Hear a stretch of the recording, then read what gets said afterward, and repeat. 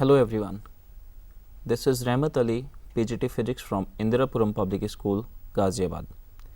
In the previous session, we discussed current electricity, conductors, connection of conductors in series, in parallel, EMF of the cell, terminal potential difference, Kirchhoff rules, meter bridge, potentiometer and its application. Today we will discuss the chapter moving charges and magnetism.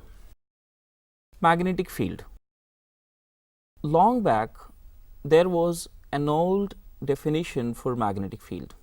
It was the space around any magnet in which other magnetic substances like iron, nickel, cobalt, etc. show some deflection. But in 1820, Dr. H.C. Oersted performed an experiment. By his experiment, he established a relation between electricity and magnetism. There is a diagram which shows the direction of current and a magnetic needle is kept close to it. When we switch on the current in the circuit, the magnetic needle is deflected. If we reverse the direction of current in the circuit, direction of deflection in the needle also reverses. Ampere swimming rule. This rule helps us in calculating the direction of deflection in the needle. It says that if a swimmer is swimming in such a way that current enters through his feet and moves out through his head, then the north pole of the needle deflects towards his left hand.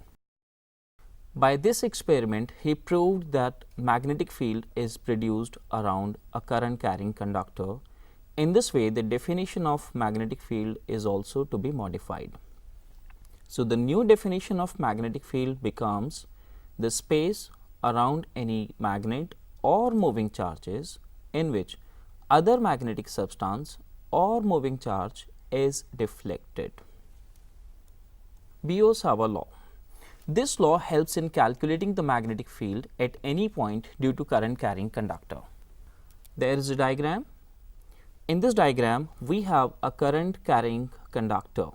We consider a small element, say dl, carrying current I. There is a point P at a distance r making an angle theta as shown in the diagram. Then the magnetic field dB is directly proportional to the current flowing through the conductor.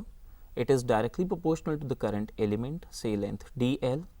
It is directly proportional to sine theta and inversely proportional to the distance square. Combining all these parameters, we get dB is directly proportional to I dl sine theta divided by r square. Putting a coefficient of proportionality mu naught upon 4 pi, we get dB equals to mu naught upon 4 pi I dl sine theta upon r square. In the vector form, we can write dB equals to mu naught upon 4 pi I dl cross r divided by r cube. The direction of the magnetic field is obtained using Maxwell's right hand thumb rule. Now, what does this right hand thumb rule say? It says that if we hold a conductor in our right hand in such a way that the thumb gives us the direction of the current flowing through the conductor, then curving of the fingers around the conductor gives us the direction of the magnetic field. Magnetic field at the center of the current carrying loop. Let we have a loop of radius r carrying current I. Consider a small current element on it.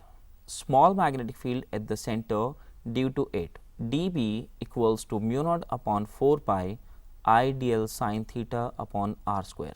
This is from Biot-Savart law. As the dl and r are perpendicular to each other, so we can say theta equals to 90 degree. Substituting this value, we get dB equals to mu naught upon 4 pi I dl upon r square. Integrating both the sides in order to calculate the magnetic field at the center of the circular loop due to the whole conductor, we get B equals to mu naught upon 4 pi I 2 pi r divided by r square. Here 2 pi r is the summation of the whole circumference of the conductor. That means we can say B equals to mu naught upon 4 pi I upon R into 2 pi. Here 2 pi represents the total angle described at the center.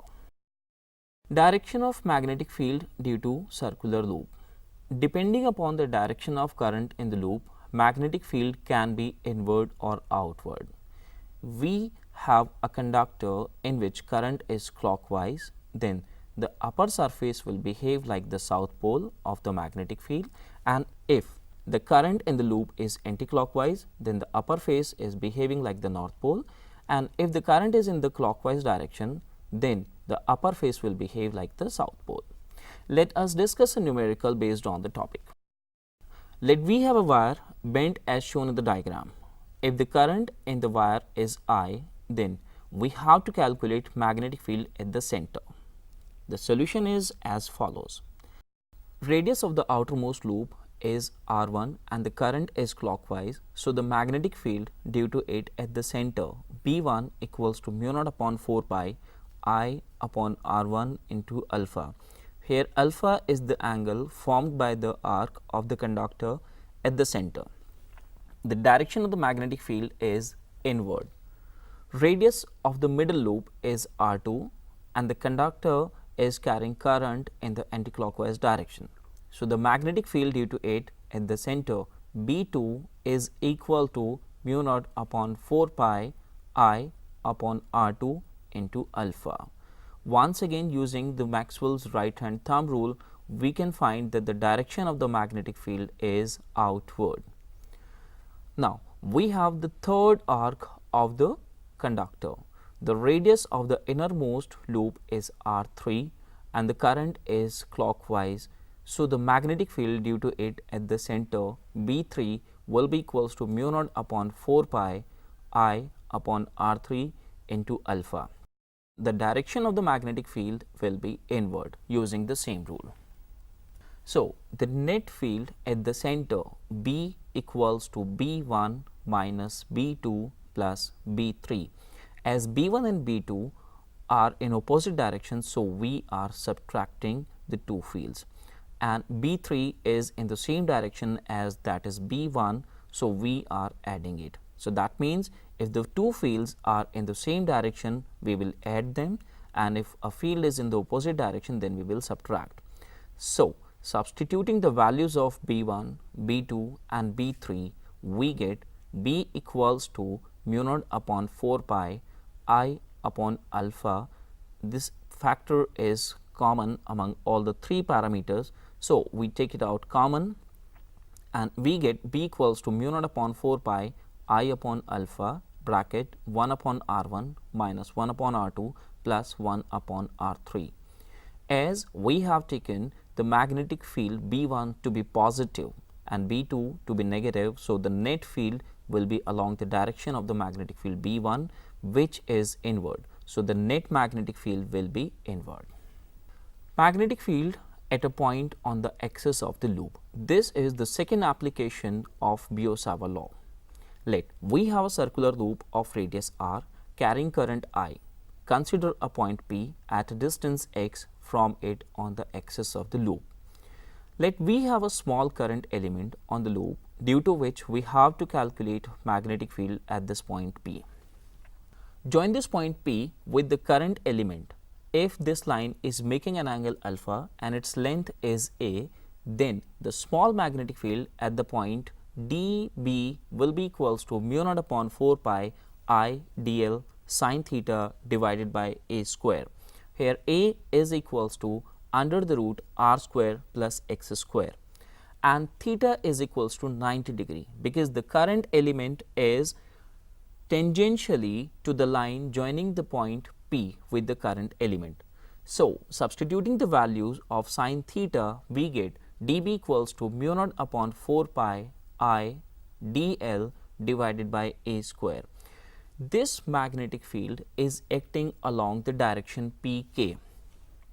Resolving dB into its rectangular component, we get dBy equals to dB sin alpha and dBx is equals to dB cos alpha. For whole ring, if we have to calculate magnetic field along x axis, then we have to sum up the dBx.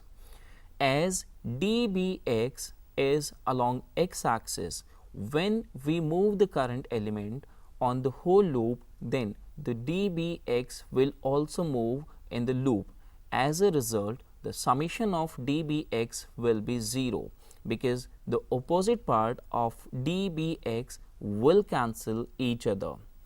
Whereas the magnetic field along the component y axis, say By, will be equals to summation of dBy. So By equals to mu naught upon 4 pi I summation dl into sine alpha divided by a square.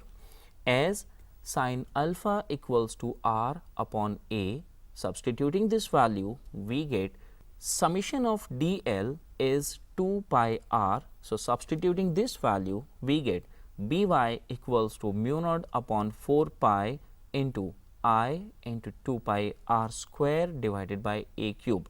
We cancel 2 pi with the 4 pi, so the remainder is 2. We get By equals to mu naught upon 2 into I into r square divided by a cube, as a equals to r square plus x square to the power 1 by 2. So we get By equals to mu naught upon 2 I r square divided by r square plus x square to the power 3 by 2. The direction of the magnetic field is again obtained using the right hand screw rule. Ampere's circuital law. This law helps in calculating magnetic field at any point due to a current carrying conductor. It states that the line integration of magnetic field around a current carrying conductor is mu naught times the current in the conductor.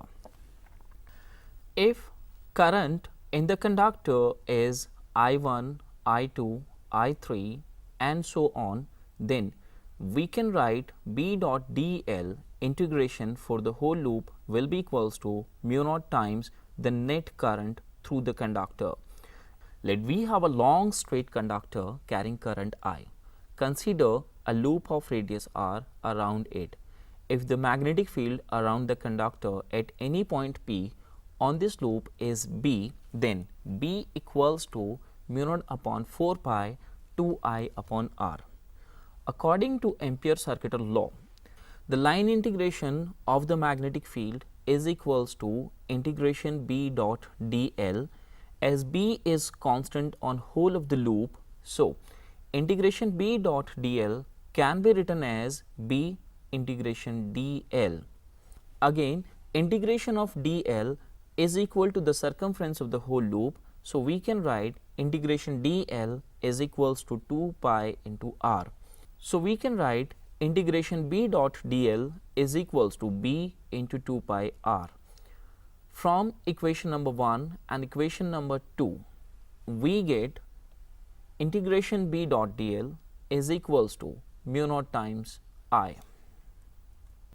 Today we have discussed the magnetic field around any conductor using Biot-Savart law, Ampere's circuital loop and some applications of Biot-Savart law. In the next session, we will study certain applications of Ampere's circuital law. We will study about solenoid, toroid, etc. That's all for today. Hope you enjoyed the session. Thank you for watching.